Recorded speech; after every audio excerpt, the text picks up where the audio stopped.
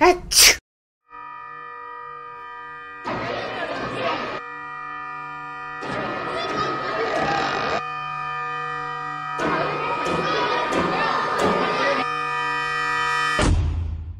Kawan-kawan, tadi ada kawan kita yang batuk dan bersin.